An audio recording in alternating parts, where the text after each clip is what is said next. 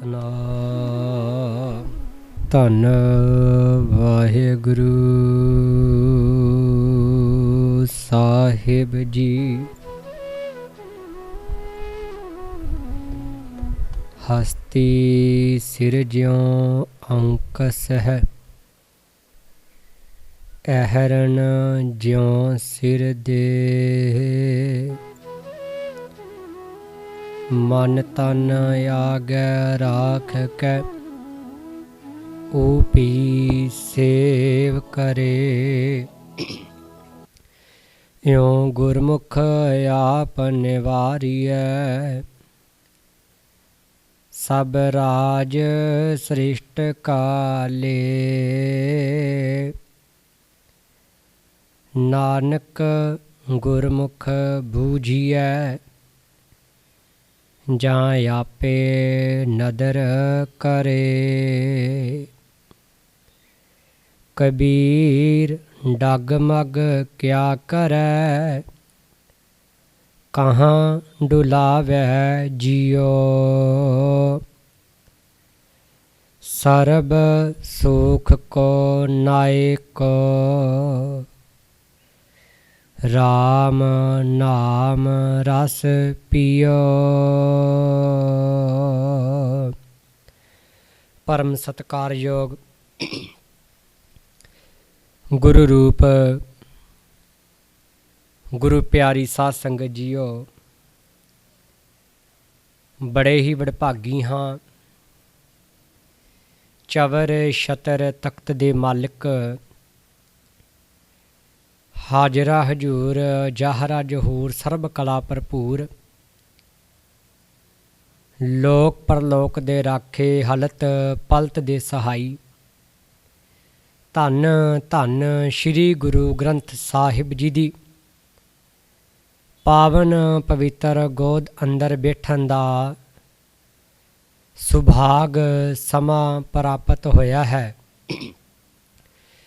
ਧੰਨ ਧੰਨ ਸ਼੍ਰੀ ਗੁਰੂ ਗੋਬਿੰਦ ਸਿੰਘ ਜੀ ਦੁਆਰਾ ਉਚਾਰਨ ਕੀਤੀ ਹੋਈ ਬਾਣੀ ਚੰਡੀ ਕੀ ਵਾਰ ਦੀ ਲੜੀਵਾਰ ਗੁਰਮਤ ਵਿਚਾਰ ਚੱਲ ਰਹੀ ਹੈ।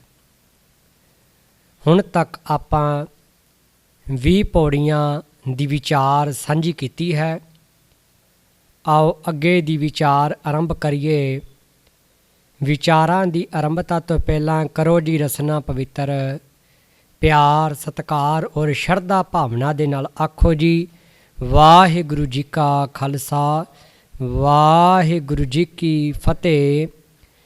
ਪਿਛਲੀ ਵਿਚਾਰ ਅੰਦਰ ਆਪਾਂ ਸਰਵਣ ਕੀਤਾ ਸੀ ਮੈਖਾਸੁਰ ਦੈਂਤ, ਜਿਹੜਾ ਬੜਾ ਹੀ ਹੰਕਾਰੀ ਹੈ, ਜਿਸ ਨੂੰ ਆਪਣੇ ਵੱਡੇ ਸੂਰਮੇ ਹੋਣ ਦਾ ਹੰਕਾਰ ਹੈ। ਉਸ ਨੂੰ ਇਹ ਲੱਗਦਾ ਸੀ ਕਿ ਇੰਦਰ ਵਰਗਾ ਦੇਵਤਾ ਉਹ ਵੀ ਮੇਥੋਂ ਡਰ ਕੇ ਤੇ ਭੱਜ ਗਿਆ। ਫਿਰ ਇਹ ਜਿਹੜੀ ਦੁਰਗਾ ਜੰਗ ਦੇ ਮੈਦਾਨ ਵਿੱਚ ਆਈ ਹੈ, ਫਿਰ ਇਹ ਕਾਹਦੀ ਵਿਚਾਰੀ ਹੈ, ਭਾਵ ਇਹ ਮੇਰਾ ਕੀ ਕਰ ਸਕਦੀ ਹੈ। ਹੰਕਾਰ ਦੇ ਨਾਲ ਭਰਿਆ ਹੋਇਆ ਮਿਖਾਸੁਰ ਜਦੋਂ ਜੰਗ ਦੇ ਮੈਦਾਨ ਦੇ ਵਿੱਚ ਜਾਂਦਾ ਹੈ ਤੇ ਦੋਵਾਂ ਪਾਸੇ ਜਦੋਂ ਨਗਾਰੇ ਵੱਜਣੇ ਆਰੰਭ ਹੁੰਦੇ ਨੇ ਤੇ ਸਾਰੇ ਰਾਖਸ਼ ਚੌਹਾਂ ਪਾਸਿਆਂ ਤੋਂ ਦੁਰਗਾ ਨੂੰ ਘੇਰਾ ਪਾ ਲੈਂਦੇ ਨੇ। ਤੇ ਦੁਰਗਾ ਆਪਣੀ ਮਿਆਨ ਦੇ ਵਿੱਚੋਂ ਜਦੋਂ ਕਿਰਪਾਨ ਨੂੰ ਬਾਹਰ ਕੱਢਦੀ ਹੈ ਤੇ ਫਿਰ ਦੁਰਗਾ ਤੇ ਮਿਖਾਸੁਰ ਦਾ ਆਪਸੀ ਮੁਕਾਬਲਾ ਆਰੰਭ ਹੋ ਜਾਂਦਾ ਹੈ। ਇੰਨਾ ਕੁ ਮਹਾਨ ਯੁੱਧ ਹੋਇਆ, ਦੋਨਾਂ ਪਾਸਿਆਂ ਤੋਂ ਕੋਈ ਹਾਰ ਮੰਨਣ ਵਾਸਤੇ ਤਿਆਰ ਨਹੀਂ ਹੈ।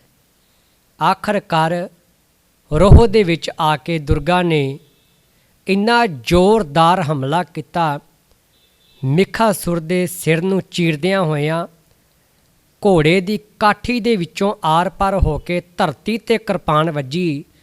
ਇੱਥੇ ਤੱਕ ਧਰਤੀ ਦੇ ਥੱਲੇ ਤੱਕ ਕਹਿੰਦੇ ਜਿਹੜਾ ਕਛੂ ਸੀਗਾ, ਕਹਿੰਦੇ ਕਛੂ ਨੂੰ ਵੀ ਚੀਰ ਗਈ।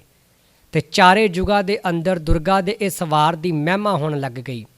ਸਾਰੇ ਪਾਸੇ ਦੁਰਗਾ ਦੇ ਜੈਕਾਰੇ ਲੱਗਣੇ ਆਰੰਭ ਹੋ ਗਏ। ਤੇ ਮਿਖਾਸੁਰ ਜਿਹੜਾ ਹੰਕਾਰੀ ਦੈਂਤ ਸੀ, ਆਖਰਕਾਰ ਹੰਕਾਰ ਦਾ ਨਾਸ਼ ਹੋਇਆ, ਚੰਗਿਆਈ ਦੀ ਜਿੱਤ ਹੋ ਗਈ ਤੇ ਬੁਰਾਈ ਸਦਾ ਵਾਸਤੇ ਹੀ ਹਾਰ ਗਈ। ਸਤਿਗੁਰ ਸੱਚੇ ਪਾਤਸ਼ਾਹ ਜੀ ਮਹਾਰਾਜ ਨੇ ਅੱਗੇ 21ਵੀਂ ਪੌੜੀ ਦਾ ਜੋ ਕਿ ਪਾਠ ਸਾਨੂੰ ਸਮਝਾਉਣਾ ਕੀਤਾ।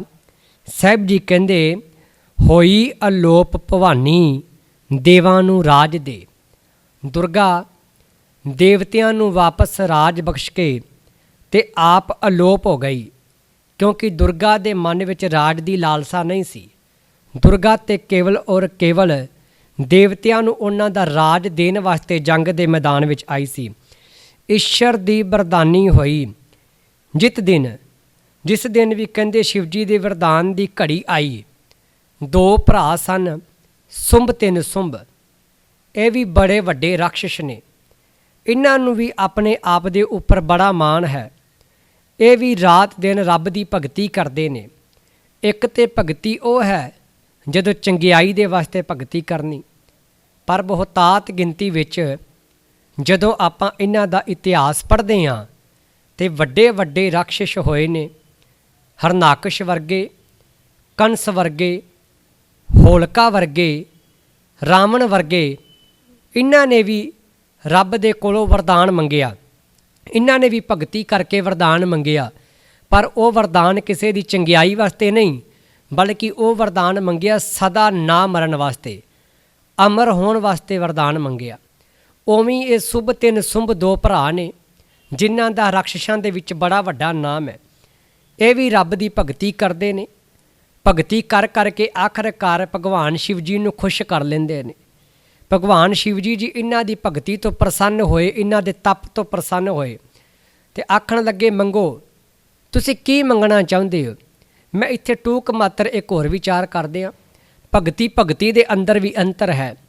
ਇੱਕ ਭਗਤੀ ਉਹ ਹੈ ਜਿਹੜੀ ਭਗਤ ਸਾਹਿਬਾਨਾਂ ਦੇ ਵੱਲੋਂ ਕੀਤੀ ਗਈ ਹੈ।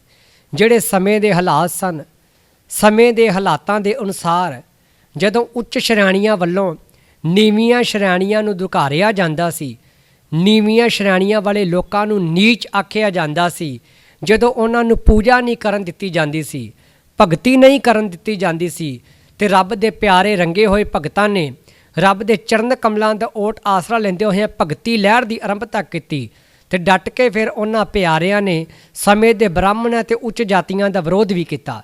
ਇੱਕ ਤੇ ਉਹ ਭਗਤੀ ਹੈ ਜਿਹਦੇ ਨਾਲ ਕਿਸੇ ਦਾ ਭਲਾ ਹੋਵੇ, ਕਿਸੇ ਦਾ ਫਾਇਦਾ ਕੀਤਾ ਜਾ ਸਕੇ, ਪਰ ਜਿਹੜੀ ਇਹ ਭਗਤੀ ਸੀ ਇਹ ਸਦਾ ਹੀ ਦੂਜਿਆਂ ਨੂੰ ਨੀਵਾਂ ਕਰਨ ਵਾਸਤੇ ਭਗਤੀ ਕੀਤੀ ਜਾਂਦੀ ਸੀ। ਸੁੰਭ ਤੇ ਨਿਸੁੰਭ ਨੇ ਭਗਵਾਨ ਸ਼ਿਵ ਜੀ ਦੇ ਕੋਲੋਂ ਵਰਦਾਨ ਪ੍ਰਾਪਤ ਕੀਤਾ। ਉਹ ਵਰਦਾਨ ਇਹ ਸੀ ਕਿ ਜਿੰਨੀ ਦੇਰ ਸਾਡਾ ਧਰਤੀ ਦੇ ਉੱਪਰ ਖੂਨ ਡੁੱਲੇ, ਭਾਵ ਜਿੰਨੀ ਵਾਰੀ ਖੂਨ ਡਿੱਲੇ ਤੇ ਓਨੇ ਸੂਰਮੇ ਹੋਰ ਪੈਦਾ ਹੋ ਜਾਇਆ ਕਰਨ। ਇਹਨਾਂ ਨੇ ਇਹ ਵਰਦਾਨ ਪ੍ਰਾਪਤ ਕਰ ਲਿਆ। ਹੁਣ ਕਹਿੰਦੇ ਇਹ ਵੀ ਉਸ ਮਿਖਾਸੁਰ ਦੈਂਤ ਦੇ ਵਾਂਗੂ ਬੜੇ ਹੀ ਹੰਕਾਰੀ ਨੇ। ਹੁਣ ਇਹਨਾਂ ਨੇ ਵੀ ਮਨ ਵਿੱਚ ਇੱਛਾ ਬਣਾਈ, ਕਿਉਂ ਨਾ ਅਸੀਂ ਜਾ ਕੇ ਅਸੀਂ ਵੀ ਉਸੇ ਤਰ੍ਹਾਂ ਹੀ ਇੰਦਰ ਦੇ ਰਾਜ ਉੱਪਰ ਆਪਣਾ ਕਬਜ਼ਾ ਕਰ ਲਈਏ। ਸੁੰਭ ਤੇ ਨਿਸੁੰਭ ਨੇ ਕਹਿੰਦੇ ਹੁਣ ਵਰਦਾਨ ਪ੍ਰਾਪਤ ਕਰ ਲਿਆ ਤੇ ਹੰਕਾਰ ਦੇ ਨਾਲ ਭਰੇ ਹੋਏ ਰਾਖਸ਼ ਇੰਦਰ ਦੀ ਰਜਧਾਨੀ ਤੱਕੀ ਜਿੱਤਣੀ। ਕਹਿੰਦੇ ਹੁਣ ਇੰਦਰ ਦਾ ਰਾਜ ਜਿੱਤਣ ਵਾਸਤੇ, ਭਾਵ ਅਮਰਾਵਤੀ ਦਾ ਰਾਜ, ਸਵਰਗਾਂ ਦਾ ਰਾਜ ਪ੍ਰਾਪਤ ਕਰਨ ਵਾਸਤੇ ਕਹਿੰਦੇ ਇਹਨਾਂ ਨੇ ਹੁਣ ਉਧਰ ਨੂੰ ਤੱਕਣਾ ਆਰੰਭ ਕਰ ਦਿੱਤਾ। ਹੁਣ ਅਸੀਂ ਵੀ ਕਹਿੰਦੇ ਇੰਦਰ ਦੇ ਰਾਜ ਉੱਪਰ ਆਪਣਾ ਕਬਜ਼ਾ ਕਰ ਲਈਏ। ਇੰਦਰਪੁਰੀ ਤੇ ਧਾਮਨਾ ਵੜ ਜੋਧੀ ਮਤਾ ਪਕਾਇਆ। ਕਹਿੰਦੇ ਹੁਣ ਇਹਨਾਂ ਨੇ ਇੰਦਰਪੁਰੀ ਨੂੰ ਜਿੱਤਣ ਵਾਸਤੇ ਮਤਾ ਪਕਾ ਲਿਆ। ਸਾਰਿਆਂ ਨੇ ਇਕੱਠੇ ਹੋ ਕੇ ਤੇ ਕਹਿੰਦੇ ਆਪਸੀ ਸਲਾਹ ਕਰ ਲਈ। ਸੰਝ ਪਟੇਲਾ ਪਾਖਰਾ ਭਿੜ ਸੰਦਾਂ ਸਾਜ ਵਜਾਇਆ। ਜੰਗ ਕਰਨ ਲਈ ਕਹਿੰਦੇ ਸੰਜੋਆਂ, ਲੋਹੇ ਦੀਆਂ ਜਾਲੀਆਂ ਤੇ ਕਹਿੰਦੇ ਪਾਖਰ ਆਦਿ ਜੰਗੀ ਸਮਾਨ ਕਹਿੰਦੇ ਇਹਨਾਂ ਰਾਖਸ਼ਾਂ ਨੇ ਇਕੱਠਾ ਕਰ ਲਿਆ। ਕਿਉਂਕਿ ਜਿਨ੍ਹਾਂ ਦੇ ਕੋਲ ਕੁਝ ਤਾਕਤਾਂ ਹੋਣ, ਹਕੂਮਤਾਂ ਹੋਣ, ਤੇ ਉਹ ਜਿੱਥੇ ਹਕੂਮਤਾਂ ਦੇ ਰਾਜੇ ਬਣ ਜਾਂਦੇ ਨੇ ਤੇ ਉਹਨਾਂ ਨੂੰ ਇਹ ਲੱਗਦਾ ਕਿ ਸ਼ਾਇਦ ਹੁਣ ਸਾਨੂੰ ਕੋਈ ਹਰਾ ਨਹੀਂ ਸਕਦਾ। ਕਿਉਂਕਿ ਔਰੰਗਜ਼ੇਬ ਦੇ ਮਨ ਵਿੱਚ ਵੀ ਇਹੀ ਸੀ ਕਿ ਮੈਂ ਦਿੱਲੀ ਦਾ ਬਾਦਸ਼ਾਹ, ਮੇਰੇ ਕੋਲ ਸ਼ਾਹੀ ਲਸ਼ਕਰ ਹੈ। ਵਜ਼ੀਰ ਖਾਨ ਨੂੰ ਸੂਬਾ ਸਰਹੰਦ ਹੋਣ ਦਾ ਮਾਣ ਸੀ। 22 ਧਾਰ ਦੇ ਰਾਜਿਆਂ ਨੂੰ ਔਰੰਗਜ਼ੇਬ ਦੀ ਸ਼ਹਿ ਸੀ। ਇਹਨਾਂ ਸਾਰਿਆਂ ਦੇ ਮਨ ਵਿੱਚ ਇਹ ਸੀ ਕਿ ਸਾਡਾ ਕੋਈ ਕੀ ਵਿਗਾੜ ਸਕਦਾ ਹੈ, ਦਸ਼ਮੇਸ਼ ਪਿਤਾ ਸਾਡਾ ਕੀ ਵਿਗਾੜ ਲੈਣਗੇ। ਪਰ ਇਹਨਾਂ ਦੇ ਮਨ ਦਾ ਭੁਲੇਖਾ ਸੀ, ਕਿਉਂਕਿ ਦਸ਼ਮੇਸ਼ ਪਿਤਾ ਇੱਕ ਐਸੀ ਪਾਵਰ ਸਨ, ਇੱਕ ਐਸੀ ਤਾਕਤ ਸਨ ਜਿਨ੍ਹਾਂ ਨੇ ਕਿਹਾ ਸੀ 1.25 ਲੱਖ ਸੇ ਏਕ ਲੜਾਊਂ ਤਬੈ ਗੋਬਿੰਦ ਸਿੰਘ ਨਾਮ ਕਹਾਊਂ। ਸਤਿਗੁਰ ਸੱਚੇ ਪਾਤਸ਼ਾਹ ਦੀ ਤਾਕਤ ਨੂੰ ਜੇ ਬਿਆਨ ਕਰੀਏ ਤਾਂ ਸਾਡੇ ਗੁਣ ਮੁੱਕ ਸਕਦੇ ਨੇ, ਸਾਡੀ ਜੇਬਾਂ ਮੁੱਕ ਸਕਦੀ ਹੈ, ਪਰ ਸਾਹਿਬ ਦੇ ਗੁਣ ਬਿਆਨ ਨਹੀਂ ਕੀਤੇ ਜਾ ਸਕਦੇ। ਭਾਵ ਏਡੀ ਵੱਡੀ ਹਕੂਮਤ ਨੂੰ, ਔਰੰਗਜ਼ੇਬ ਨੂੰ ਸਤਿਗੁਰ ਸੱਚੇ ਪਾਤਸ਼ਾਹ ਜੀ ਨੇ ਕਲਮ ਦੇ ਜ਼ੋਰ ਦੇ ਨਾਲ ਢਹਿ ਢੇਰੀ ਕਰਕੇ ਰੱਖ ਦਿੱਤਾ। ਭਾਵ ਜਿੱਡਾ ਕੋਈ ਮਰਜ਼ਾ ਕਿਉਂ ਨਾ, ਵੱਡਾ ਵੱਡਾ ਯੋਧਾ ਕਿਉਂ ਨਾ ਹੋਵੇ, ਪਰ ਜਦੋਂ ਉਹ ਹੰਕਾਰੀ ਹੋ ਜਾਏ, ਜਦੋਂ ਉਹ ਹੰਕਾਰ ਦੇ ਨਾਲ ਭਰ ਜਾਏ, ਫਿਰ ਉਹਦੀ ਕੀਤੀ ਹੋਈ ਭਗਤੀ ਵੀ ਕਿਸੇ ਕੰਮ ਦੀ ਨਹੀਂ ਰਹਿ ਜਾਂਦੀ, ਉਹਦਾ ਕਮਾਇਆ ਹੋਇਆ ਰਾਜ ਵੀ ਕਿਸੇ ਕੰਮ ਦਾ ਨਹੀਂ ਰਹਿ ਜਾਂਦਾ, ਉਹਦਾ ਗੁਣ ਵੀ ਕਿਸੇ ਕੰਮ ਦਾ ਨਹੀਂ ਰਹਿ ਜਾਂਦਾ। ਜਿਸ ਵੇਲੇ ਮਨੁੱਖ ਹੰਕਾਰੀ ਹੋ ਜਾਂਦਾ ਹੈ, ਸਮਝੋ ਉਸ ਦਿਨ ਉਹਦਾ ਸਾਰਾ ਕੁਝ ਹੀ ਖਤਮ ਹੋ ਜਾਂਦਾ ਹੈ। ਹੁਣ ਸਾਰੇ ਰਾਖਸ਼ਾਂ ਨੇ ਕਹਿੰਦੇ ਇਕੱਠਾ ਹੋ ਕੇ ਤੇ ਸਲਾਹ ਕੀਤੀ, ਇੱਕ ਮਤਾ ਪਕਾ ਲਿਆ, ਤੇ ਸਾਰਿਆਂ ਨੇ ਕਹਿੰਦੇ ਫਿਰ ਵੱਡੇ ਵੱਡੇ ਤੇ ਕੀਮਤੀ ਕੀਮਤੀ ਕਹਿੰਦੇ ਸ਼ਸਤਰ ਸਮਾਨ ਇਕੱਠਾ ਕਰ ਲਿਆ। ਜੰਮੇ ਕਟਕ ਅਸ਼ੋਨੀ ਅਸਮਾਨ ਗਰਦੀ ਛਾਇਆ, ਕਈ ਖੂਣੀਆਂ ਫੌਜਾਂ ਕਹਿੰਦੇ ਰਣ ਭੂਮੀ ਵੱਲ ਤੁਰ ਪਈਆਂ, ਜਿਨ੍ਹਾਂ ਦੇ ਚੱਲਣ ਦੇ ਨਾਲ ਕਹਿੰਦੇ ਧੂੜ ਉੱਡਦੀ ਹੈ। ਭਾਵ ਇੰਨੀ ਵਿਸ਼ਾਲ ਸੈਨਾ ਕਹਿੰਦੇ ਜਿਨ੍ਹਾਂ ਦੇ ਚੱਲਣ ਦੇ ਨਾਲ ਵੀ ਕਹਿੰਦੇ ਧੂੜ ਪੈਦਾ ਹੁੰਦੀ ਹੈ, ਤੇ ਉਹ ਧੂੜ ਕਹਿੰਦੇ ਐਦਾਂ ਦੀ ਧੂੜ ਸੀ ਮਾਨੋ ਜਿਵੇਂ ਉਹ ਮਿੱਟੀ ਅਸਮਾਨ ਨੂੰ ਕਹਿੰਦੇ ਛੂੰਹਦੀ ਹੋਵੇ।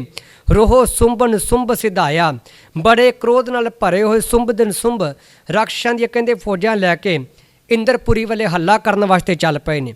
ਸਾਹਿਬ ਜੀ ਨੇ ਅੱਗੇ ਫਿਰ 23ਵੀਂ ਪੌੜੀ ਦਾ ਪਾਠ ਸਾਨੂੰ ਸਰਵਣ ਕਰਾਇਆ।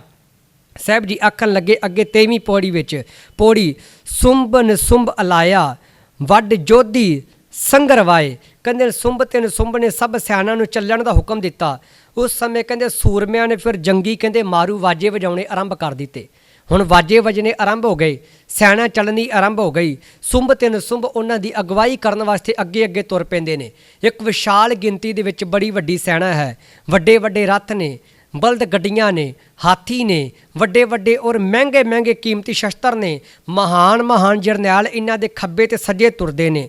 ਰੋਹ ਦੀ ਖਾਲੀ ਦਿੱਤੀਆਂ ਵਰਿਆਮੀ ਤੁਰੇ ਨਚਾਏ, ਕਹਿੰਦੇ ਹੁਣ ਜੰਗ ਦੇ ਮਾਰੂ ਵਾਜੇ ਕਹਿੰਦੇ ਵੱਜਣੇ ਆਰੰਭ ਹੋ ਗਏ। ਸੂਰਮਿਆਂ ਦੇ ਅੰਦਰ ਜੋਸ਼ ਭਰਿਆ, ਘੋੜੇ ਤੇ ਸਵਾਰ ਹੋ ਕੇ ਤੇ ਕਹਿੰਦੇ ਉਹਨਾਂ ਨੂੰ ਨਚਾਉਣਾ ਸ਼ੁਰੂ ਕਰ ਦਿੱਤਾ। ਡੋਲੇ ਉਹਨਾਂ ਦੇ ਫਰਕਣ ਲੱਗ ਗਏ, ਮਨ ਦੇ ਵਿੱਚ ਬਸ ਕੇਵਲ ਔਰ ਕੇਵਲ ਇੱਕੋ ਹੀ ਇੱਛਾ ਹੈ, ਬਸ ਹੁਣ ਇੰਦਰਪੁਰੀ ਨੂੰ ਜਿੱਤ ਲੈਣਾ। ਘੁਰੇ ਦਮਾਮੇ ਦੋਹਰੇ ਜੰਮ ਬਾਹਣ ਜਿਉਂ ਅਰੜਾਏ, ਕਹਿੰਦੇ ਦੋਹਰੇ ਧੋਸਿਆਂ ਦੀ ਆਵਾਜ਼ ਰਣ ਭੂਮੀ ਵਿੱਚ ਇਉਂ ਕਹਿੰਦੇ ਗੂੰਜਣ ਲੱਗੀ ਜਿਵੇਂ ਜੰਮ ਦਾ ਵਾਹਨ, ਭਾਵ ਝੋਟਾ ਜਿਵੇਂ ਅਰੜਾਉਂਦਾ ਹੁੰਦਾ। ਜਿਵੇਂ ਗਲੀਆਂ ਦੇ ਵਿੱਚ ਕਈ ਵਾਰੀ ਝੋਟਾ ਲੰਘਦਾ ਤੇ ਉੱਚੀ ਉੱਚੀ ਫਿਰ ਆਵਾਜ਼ਾਂ ਕੱਢਦਾ ਹੈ ਨਾ, ਕਹਿੰਦੇ ਉਵੇਂ ਕਹਿੰਦੇ ਜੰਗ ਦੇ ਮੈਦਾਨ ਵਿੱਚ ਇਹਨਾਂ ਦੀ ਸੈਨਾ ਦੀ ਆਵਾਜ਼ ਆਉਂਦੀ ਹੈ। ਭਾਵ ਜਦੋਂ ਇਹ ਤੁਰਦੇ ਨੇ ਤੇ ਇਹਨਾਂ ਦੇ ਵਾਹਣ ਐਂ ਲੱਗਦਾ ਜਿਵੇਂ ਵੱਡੇ ਵੱਡੇ ਝੋਟੇ ਕਹਿੰਦੇ ਬਾਂਗਾ ਦਿੰਦੇ ਪਏ ਹੋਣ। ਦਿਓ ਦਾਨੋ ਲੁੱਝਣ ਆਏ, ਦੇਵਤੇ ਤੇ ਦੈਂਤ ਕਹਿੰਦੇ ਜੰਗ ਕਰਨ ਦੇ ਵਾਸਤੇ ਰਣ ਭੂਮੀ ਦੇ ਵਿਚਕਾਰ ਆ ਗਏ, ਕਿਉਂਕਿ ਦੂਜੇ ਪਾਸੇ ਦੇਵਤਿਆਂ ਨੂੰ ਵੀ ਬੜਾ ਹੰਕਾਰ ਹੈ। ਦੇਵਤਿਆਂ ਨੂੰ ਵੀ ਇਹ ਲੱਗਦਾ ਕਿ ਅਸੀਂ ਬੜੀ ਸ਼ਕਤੀ ਦੇ ਮਾਲਕ ਹਾਂ, ਸਾਡੇ ਕੋਲ ਬੜੀ ਤਾਕਤ ਹੈ, ਸਾਡਾ ਇਹ ਦੈਂਤ ਕੀ ਵਿਗਾੜ ਸਕਦੇ ਨੇ। ਪਰ ਦੇਖੋ ਕੁਦਰਤੀ ਗੱਲ ਹੈ, ਸੁਭਾਵਿਕ ਗੱਲ ਹੈ, ਜਿੰਨੀ ਵਾਰੀ ਵੀ ਦੇਵਤਿਆਂ ਨੂੰ ਭੀੜ ਬਣੀ ਫਿਰ ਹੀ ਇਹਨਾਂ ਨੇ ਆ ਕੇ ਤੇ ਫਿਰ ਦੁਰਗਾ ਦੀ ਸ਼ਰਨ ਤੱਕੀ, ਨਹੀਂ ਤੇ ਇਹ ਵੀ ਸਦਾ ਆਪਦੇ ਆਪ ਉੱਪਰ ਮਾਣ ਕਰਦੇ ਰਹੇ। ਜਿਵੇਂ ਮਨੁੱਖ ਕਈ ਵਾਰੀ ਆਪਣੇ ਵੱਡੇ ਹੋਣ ਦਾ ਮਾਣ ਕਰਕੇ ਬਹਿ ਜਾਂਦਾ ਹੈ, ਕਈ ਵਾਰੀ ਗੁਣਵਾਨ ਹੋਣ ਦਾ ਮਾਣ ਕਰਕੇ ਬਹਿ ਜਾਂਦਾ ਹੈ, ਕਈ ਵਾਰੀ ਉੱਚੇ ਅਹੁਦੇ ਦਾ ਮਾਣ ਕਰਕੇ ਬਹਿ ਜਾਂਦਾ ਹੈ, ਪਰ ਉਸ ਵਕਤ ਹੁੰਦਾ ਕੀ ਹੈ, ਜਦੋਂ ਸਾਰੇ ਦਰਵਾਜ਼ੇ ਮਨੁੱਖ ਦੇ ਬੰਦ ਹੋ ਜਾਂਦੇ ਨੇ, ਉਸ ਵੇਲੇ ਫਿਰ ਮਨੁੱਖ ਨੂੰ ਰੱਬ ਚੇਤੇ ਆਉਂਦਾ ਹੈ। ਭਾਵ ਉਦੋਂ ਫਿਰ ਰੱਬ ਦਾ ਮਨੁੱਖ ਸਹਾਰਾ ਭਾਲਦਾ ਕਿ ਹੇ ਰੱਬਾ ਹੁਣ ਤੂੰ ਮੇਰੀ ਮਦਦ ਕਰ। ਠੀਕ ਉਸੇ ਤਰ੍ਹਾਂ ਹੁਣ ਕਹਿੰਦੇ ਰਾਖਸ਼ ਤੇ ਦੇਵਤੇ ਲੜਨ ਵਾਸਤੇ ਜੰਗ ਦੇ ਮੈਦਾਨ ਦੇ ਵਿੱਚ ਆ ਗਏ ਨੇ। ਪੌੜੀ ਦਾਨੋ ਦਿਓ ਅਨਾਗੀ ਸੰਗਰ ਰਚਿਆ, ਰਾਖਸ਼ਾਂ ਤੇ ਦੇਵਤਿਆਂ ਦੇ ਇੱਕ ਰਸ ਲਗਾਤਾਰ ਕਹਿੰਦੇ ਯੁੱਧ ਸ਼ੁਰੂ ਹੋ ਗਿਆ। ਭਾਵ ਦੋਨੇ ਰੁਕਣ ਦਾ ਨਾਮ ਹੀ ਨਹੀਂ ਲੈਂਦੇ, ਬੜਾ ਤਕੜਾ ਕਹਿੰਦੇ ਮੁਕਾਬਲਾ ਸ਼ੁਰੂ ਹੋ ਗਿਆ।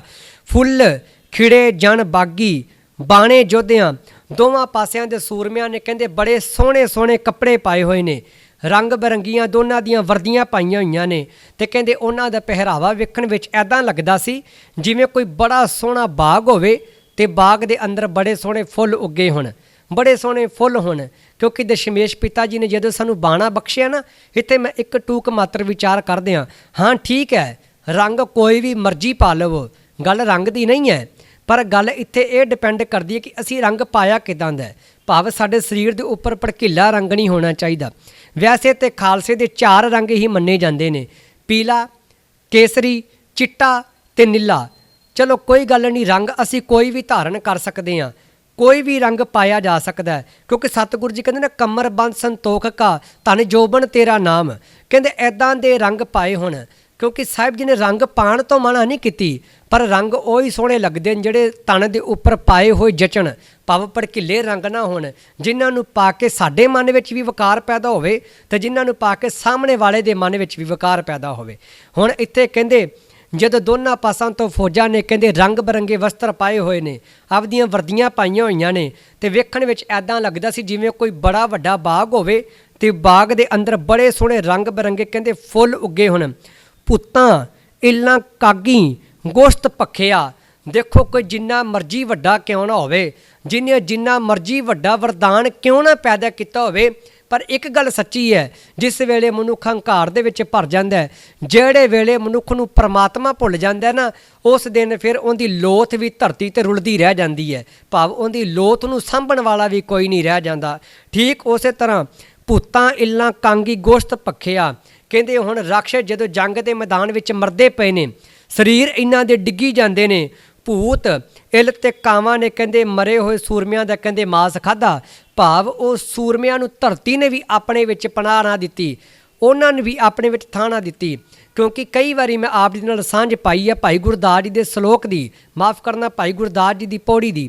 ਭਾਈ ਗੁਰਦਾਸ ਜੀ ਵਰਣਨ ਕਰਦੇ ਨੇ, ਭਾਈ ਗੁਰਦਾਸ ਜੀ ਕਹਿੰਦੇ ਮੱਧ ਵਿੱਚ ਰਿੱਧਾ ਪਾਏ ਕਿ ਕੁੱਤੇ ਦਾ ਮਾਸ, ਧਰਿਆ ਮਾਨਸ ਖੋਪਰੀ ਤੇ ਸੰਬੰਧੀ ਵਾਸ, ਰੱਤੂ ਭਰਿਆ ਕੱਪੜਾ ਕਰ ਕੱਜਣ ਤਾਸ, ਢੱਕ ਲੈ ਚੱਲੀ ਚੂੜੀ ਕਰ ਭੋਗ ਬਿਲਾਸ, ਆਖ ਸੁਨਾਏ ਪੁੱਛਿਆ ਲਾਹੇ ਵਿਸ਼ਵਾਸ, ਨਦਰ ਪਵੈ ਅਕਿਰਤ ਕਨਮਤ ਹੋਏ ਵਿਨਾਸ਼।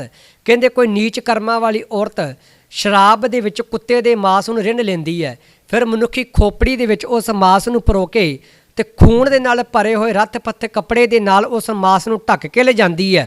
ਕਿਸੇ ਨੇ ਪਿੱਛੋਂ ਆਵਾਜ਼ ਮਾਰ ਕੇ ਪੁੱਛਿਆ ਭਾਈ ਇਹ ਕੀ ਲੈ ਕੇ ਜਾ ਰਹੀ ਹੈ, ਤੇ ਉਹਨੇ ਅੱਗੋਂ ਕਿਹਾ ਚੁੱਪ ਕਰ, ਰੋਲਾ ਨਾ ਪਾ, ਕਿਤੇ ਅਕਿਰਤ ਘਣ ਬੰਦਾ ਹੀ ਨਾ ਸੁਣ ਲਵੇ, ਜੇ ਅਕਿਰਤ ਘਣ ਬੰਦੇ ਨੇ ਸੁਣ ਲਿਆ ਤੇ ਕੁੱਤੇ ਦਾ ਗਲਿਆ ਸੜਿਆ ਮਾਸ ਖਾਣ ਜੋਗਾ ਵੀ ਨਹੀਂ ਰਹਿਣਾ। ਭਾਵ ਅਕਿਰਤ ਘਣ ਬੰਦਾ ਕੁੱਤੇ ਦੇ ਗਲੇ ਸੜੇ ਮਾਸ ਦੇ ਨਾਲੋਂ ਵੀ ਕਿਤੇ ਮਾੜਾ ਹੈ। ਉਹ ਮਨੁੱਖ ਅਕਿਰਤ ਘਣ ਅਸਲ ਵਿੱਚ ਕੌਣ ਹੈ?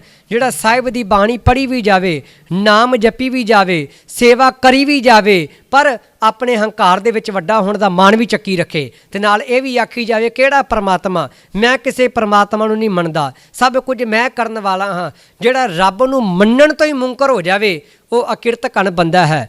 ਭਾਵ ਉਹ ਇਨਸਾਨ ਕੁੱਤੇ ਦੇ ਗਲੇ ਸੜੇ ਮਾਸ ਦੇ ਨਾਲੋਂ ਵੀ ਕਿਤੇ ਮਾੜਾ। ਤਾਂ ਹੀ ਤੇ ਧਰਤੀ ਨੇ ਆਖਿਆ ਸੀ ਨਾ, ਨਾ ਤਿਸ ਭਾਰੇ ਪਰਬਤਾਂ ਅਸਮਾਨ ਖਵੰਦੇ, ਨਾ ਤਿਸ ਭਾਰੇ ਕੋਟ ਗੜ ਕਰ ਬਾਹਰ ਦਿਸੰਦੇ, ਨਾ ਤਿਸ ਭਾਰੇ ਤਰਵਰਾਂ ਫਲ ਸੁਫਲ ਫਲੰਦੇ, ਨਾ ਤਿਸ ਭਾਰੇ ਸਾਇਰਾ ਨਦ ਵਾਹ ਵਹੰਦੇ, ਨਾ ਤਿਸ ਭਾਰੇ ਜੀ ਜੰਤ ਅਣਗਿਣਤ ਫਿਰੰਦੇ, ਭਾਰੇ ਪੁਈ ਅਕਿਰਤ ਕੰਨ। ਧਰਤੀ ਆਖਣ ਲੱਗੀ ਮੈਨੂੰ ਪਰਬਤਾਂ ਦਾ ਭਾਰ ਨਹੀਂ, ਮੈਨੂੰ ਮਹਿਲ ਮਾੜੀਆਂ ਦਾ ਭਾਰ ਨਹੀਂ ਲੱਗਦਾ, ਮੈਨੂੰ ਜੀਵ ਜੰਤੂ ਦਰਖਤਾਂ ਦਰਿਆਵਾਂ ਦਾ ਭਾਰ ਨਹੀਂ ਲੱਗਦਾ, ਜੇ ਮੈਨੂੰ ਭਾਰ ਲੱਗਦਾ ਤੇ ਕੇਵਲ ਅਕਿਰਤ ਘਣ ਬੰਦੇ ਦਾ ਭਾਰ ਲੱਗਦਾ। ਠੀਕ ਰਾਖਸ਼ਾਂ ਦੀ ਦਸ਼ਾ ਉਹੀ ਹੋ ਚੁੱਕੀ ਸੀ।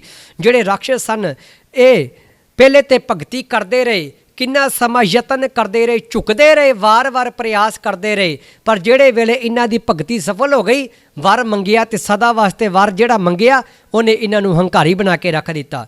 ਹੁਣ ਇਹ ਹੰਕਾਰੀ ਹੋਏ ਰਾਖਸ਼, ਇਹਨਾਂ ਦੇ ਮਨ ਦੇ ਅੰਦਰ ਇਹੀ ਹੈ ਕਿ ਸਾਨੂੰ ਕੌਣ ਹਰਾ ਸਕਦਾ ਹੈ। ਪਰ ਕਹਿੰਦੇ ਜਦੋਂ ਜੰਗ ਦੇ ਮੈਦਾਨ ਵਿੱਚ ਇਹਨਾਂ ਦੇ ਆਲੂ ਲਾਣੇ ਸ਼ੁਰੂ ਕੀਤੇ ਗਏ ਨਾ, ਤੇ ਕਹਿੰਦੇ ਭੂਤਾਂ ਇੱਲਾਂ ਤੇ ਕਾਵਾਂ ਨੇ ਮਰੇ ਹੋਏ ਸੂਰਮਿਆਂ ਦਾ ਮਾਸ ਕਹਿੰਦੇ ਖਾਧਾ, ਭਾਵ ਧਰਤੀ ਨੇ ਵੀ ਇਹਨਾਂ ਦੇ ਮਾਸ ਨੂੰ ਪਨਾਹ ਨਾ ਦਿੱਤੀ। ਹੁੰਮੜ ਧੁੰਮੜ ਜਾਗੀ 31 ਸੂਰਿਆ, ਰਣ ਭੂਮੀ ਵਿੱਚ ਕਹਿੰਦੇ ਸੂਰਮਿਆਂ ਨੇ ਰੋਲਾ ਪਾ ਰੱਖਿਆ, ਉਧੜ ਧੂਮ ਮਚਾਈ ਹੋਈ ਹੈ, ਮਾਨੋ ਮਿੱਟੀ ਉੱਡੀ ਜਾਂਦੀ ਹੈ, ਰੋਲਾ ਪਈ ਜਾਂਦਾ ਸਾਰੇ ਪਾਸੇ। ਤੇ ਅੱਗੇ ਫਿਰ ਪੱਛਮੀ ਪੌੜੀ ਅੰਦਰ ਸਾਹਿਬ ਜੀ ਕਹਿੰਦੇ ਸੱਟ ਪਈ ਨਗਾਰੇ ਦਲਾ ਮੁਕਾਬਲਾ। ਕਹਿੰਦੇ ਫਿਰ ਰਾਤ ਹੋਈ, ਯੁੱਧ ਰੁਕਿਆ, ਅਗਲਾ ਦਿਨ ਹੁਣ ਆਇਆ, ਫਿਰ ਰਣ ਭੂਮੀ ਦੇ ਮੈਦਾਨ ਵਿੱਚ ਕਹਿੰਦੇ ਦੋਵਾਂ ਪਾਸੇ ਕਹਿੰਦੇ ਭਾਰੀਆਂ ਫੌਜਾਂ ਆ ਗਈਆਂ ਨੇ, ਨਗਾਰੇ ਦੀ ਚੋਟ ਲੱਗਣੀ ਫਿਰ ਸ਼ੁਰੂ ਹੋ ਗਈ ਹੈ, ਫਿਰ ਮੁਕਾਬਲਾ ਉਸੇ ਤਰ੍ਹਾਂ ਸ਼ੁਰੂ ਹੋ ਗਿਆ। ਦਿੱਤੇ ਦਿਓ ਭੁਜਾਈ ਮਿਲ ਕੇ ਰਾਖਸ਼ੀ। ਹੁਣ ਰਾਖਸ਼ ਤੇ ਮਰਨ ਦਾ ਨਾਮ ਨਹੀਂ ਲੈਂਦੇ।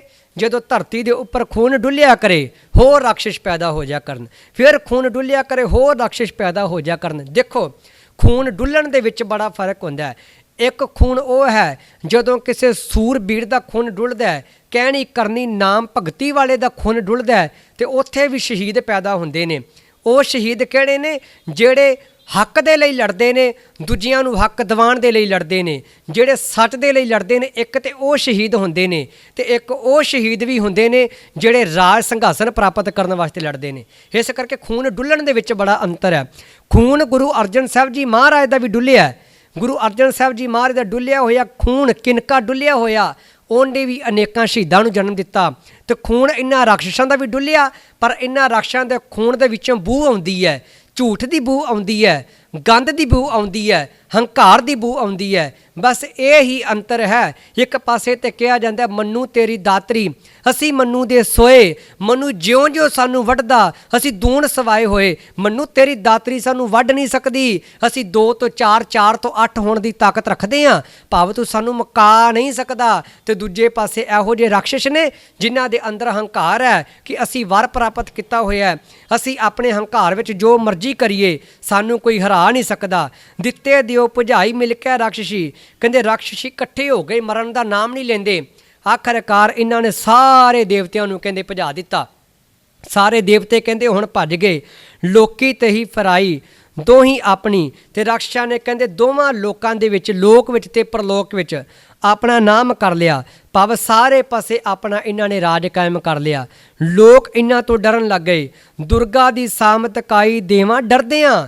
ਜਦੋਂ ਹੁਣ ਦੇਵਤਿਆਂ ਨੇ ਦੇਖਿਆ ਰਾਖਸ਼ਾਂ ਨੂੰ ਹਰਾਇਆ ਨਹੀਂ ਜਾ ਸਕਦਾ, ਜਦੋਂ ਸਾਰੇ ਦਰਵਾਜ਼ੇ ਬੰਦ ਹੋ ਗਏ ਤੇ ਫਿਰ ਸਾਰੇ ਦੇਵਤੇ ਇਕੱਠੇ ਹੋ ਕੇ ਤੇ ਦੇਵੀ ਦੁਰਗਾ ਦੇ ਕੋਲ ਆਏ, ਉਹਦੀ ਸ਼ਰਨ ਦੇ ਅੰਦਰ ਆ ਗਏ ਤੇ ਸ਼ਰਨ ਤੱਕੀ ਤੇ ਕਹਿਣ ਲੱਗੇ ਹੱਥ ਜੋੜ ਕੇ, ਹੇ ਦੇਵੀ ਦੁਰਗਾ, ਹੁਣ ਕੇਵਲ ਤੂੰ ਹੀ ਸਾਡੀ ਮਦਦ ਕਰ ਸਕਦੀ ਹੈ, ਤੂੰ ਹੀ ਸਾਨੂੰ ਬਚਾ ਸਕਦੀ ਹੈ। ਆਂਦੀ ਚੰਡ ਚੜਾਈ ਉੱਤੇ ਰਾਖਸ਼ਾਂ, ਦੇਵਤਿਆਂ ਨੇ ਚੰਡੀ ਨੂੰ ਆਪਣੇ ਦੁੱਖ ਦੱਸ ਕੇ ਕਹਿੰਦੇ ਰਾਖਸ਼ਾਂ ਦਾ ਸਾਰਾ ਵਾਰਤਾ ਦੱਸੀ, ਕਿਵੇਂ ਇੱਕ ਮਾਰਿਆ ਜਾਂਦਾ ਤੇ 2 ਪੈਦਾ ਹੋ ਜਾਂਦੇ ਨੇ, 2 ਮਾਰੀਏ ਤੇ 4 ਕਿਵੇਂ ਪੈਦਾ ਹੋ ਜਾਂਦੇ ਨੇ। ਇਸੇ ਤਰ੍ਹਾਂ ਕਹਿੰਦੇ ਦੇਵਤਿਆਂ ਨੇ ਰਾਖਸ਼ਾਂ ਦਾ ਸਾਰਾ ਹਾਲ ਦੇਵੀ ਦੁਰਗਾ ਨੂੰ ਸੁਣਾਇਆ।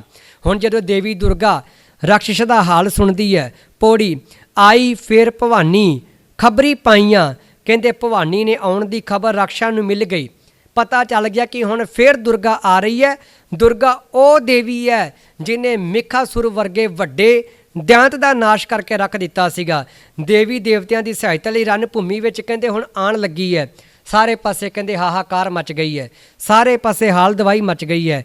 ਦੈਂਤ ਵੱਡੇ ਅਭਿਮਾਨੀ ਹੋਏ ਇਕੱਠੇ। ਇਹ ਖਬਰ ਮਿਲਦਿਆਂ ਹੀ ਕਹਿੰਦੇ ਵੱਡੇ ਵੱਡੇ ਕਹਿੰਦੇ ਰਾਖਸ਼ ਦੇਵੀ ਦਾ ਮੁਕਾਬਲਾ ਕਰਨ ਲਈ ਇਕੱਠੇ ਹੋ ਗਏ। ਦੂਰੋਂ ਦੂਰੋਂ, ਕੋਈ ਪਹਾੜਾਂ ਦੇ ਵਿੱਚੋਂ, ਕੋਈ ਜਲ ਵਿੱਚੋਂ, ਕੋਈ ਥਲ ਵਿੱਚੋਂ, ਕੋਈ ਆਕਾਸ਼ ਵਿੱਚੋਂ, ਭਾਵ ਜਿੱਥੇ ਜਿੱਥੇ ਖਬਰ ਮਿਲੀ ਸਾਰੇ ਕਹਿੰਦੇ ਦੇਵਤਿਆਂ ਦੇ ਉੱਪਰ ਆਪਣਾ ਰੋਹਬ ਜਮਾਉਣ ਵਾਸਤੇ, ਆਪਣੀ ਮਲਕੀਅਤ ਨੂੰ ਕਾਇਮ ਕਰਨ ਵਾਸਤੇ ਦੂਰੋਂ ਦੂਰੋਂ ਕਹਿੰਦੇ ਸਾਰੇ ਰਾਖਸ਼ ਇਕੱਠੇ ਹੋ ਕੇ ਆ ਗਏ। ਲੋਚਣ ਧੁੰਮ ਗੁਮਾਨੀ ਰਾਏ ਬੁਲਾਇਆ, ਰਾਖਸ਼ਾਂ ਦੇ ਰਾਜੇ ਸੁੰਭ ਨੇ, ਬੜੇ ਅਭਿਮਾਨੀ ਸੂਰਮੇ ਲੋਚਣ ਧੁੰਮ ਨੇ ਆਪਣੀ ਮਦਦ ਲਈ ਬੁਲਾ ਲਿਆ। ਭਾਵ ਹੁਣ ਲੋਚਣ ਮੂੰਦ ਵੀ ਕਹਿੰਦੇ ਉੱਥੇ ਆ ਗਿਆ। ਲੋਚਣ ਧੁੰਮ ਉਹ ਰਾਖਸ਼ ਹੈ ਜਿੰਦਾ ਇਤਿਹਾਸ ਦੇ ਵਿੱਚ ਬੜਾ ਵੱਡਾ ਨਾਮਣਾ ਰਿਹਾ। ਇਹ ਵੀ ਇੱਕ ਬੜਾ ਮਹਾਨ ਜਰਨੈਲ ਹੈ।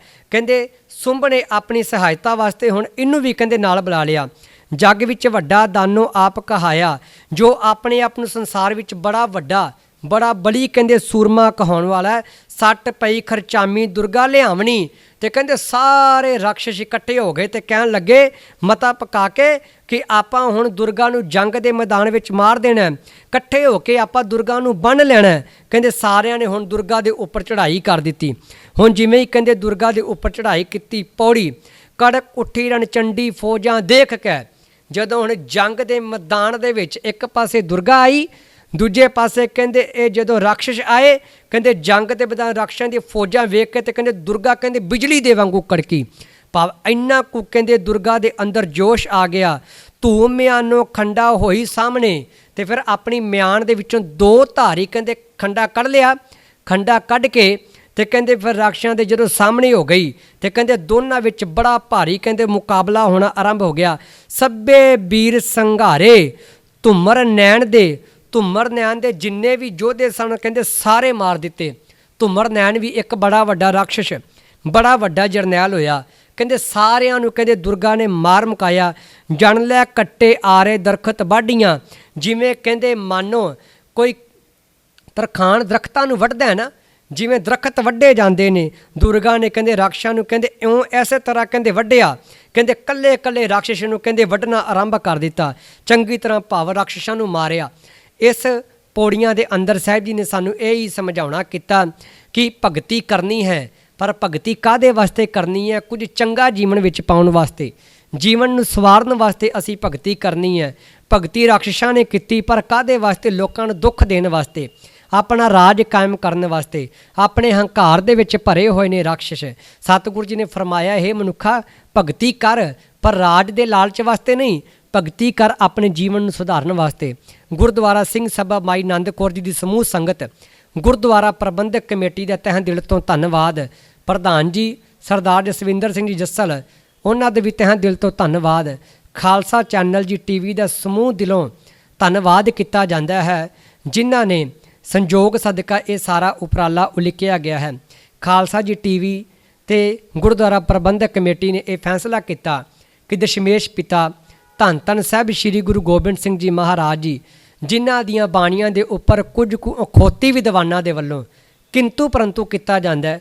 ਹਰ ਰੋਜ਼ ਦਸਮ ਬਾਣੀ ਦੇ ਉੱਪਰ ਕੋਈ ਨਾ ਕੋਈ ਨਵਾਂ ਮਸਲਾ ਹੀ ਖੜਾ ਕਰ ਦਿੱਤਾ ਜਾਂਦਾ ਹੈ। ਸੋ ਇਹ ਕੋਸ਼ਿਸ਼ ਕੀਤੀ ਗਈ ਕਿ ਸਤਿਗੁਰ ਸੱਚੇ ਪਾਤਸ਼ਾਹ ਦੀ ਬਾਣੀ ਨੂੰ ਵਿਚਾਰ ਕੇ ਵਧੀਆ ਢੰਗ ਦੇ ਨਾਲ ਸਤਿਗੁਰ ਸੱਚੇ ਪਾਤਸ਼ਾਹ ਦੀ ਕਥਾ ਹੈ ਜਿਹੜੀ ਉਹ ਘਰ ਘਰ ਦੇ ਅੰਦਰ ਪਹੁੰਚਾਈ ਜਾ ਸਕੇ, ਤਾਂ ਜੋ ਆਪਣਾ ਜੀਵਨ ਸਵਾਰਿਆ ਜਾ ਸਕੇ। ਸੋ ਖਾਲਸਾ ਜੀ ਟੀਵੀ ਚੈਨਲ ਦਾ ਤਹਿ ਦਿਲ ਤੋਂ ਧੰਨਵਾਦ ਕੀਤਾ ਜਾਂਦਾ ਹੈ, ਜਿਨ੍ਹਾਂ ਦੇ ਉਪਰਾਲੇ ਸਦਕਾ ਅੱਜ ਇਹ ਕਥਾ ਘਰ ਘਰ ਦੇ ਅੰਦਰ ਪਹੁੰਚਾਈ ਜਾ ਰਹੀ ਹੈ। ਸਤਿਗੁਰੂ ਸਮੂਹ ਚੈਨਲ ਦੇ ਉੱਪਰ, ਸਮੂਹ ਟੀਮ ਦੇ ਉੱਪਰ ਮਿਹਰ ਭਰੇ ਹੱਥ ਰੱਖ ਕੇ ਇਸੇ ਤਰ੍ਹਾਂ ਹੀ ਸੇਵਾ ਲੈਂਦੇ ਰਹਿਣ। ਸਮੂਹ ਸੰਗਤਾਂ ਦਾ ਵੀ ਤਹਿ ਦਿਲ ਤੋਂ ਧੰਨਵਾਦ।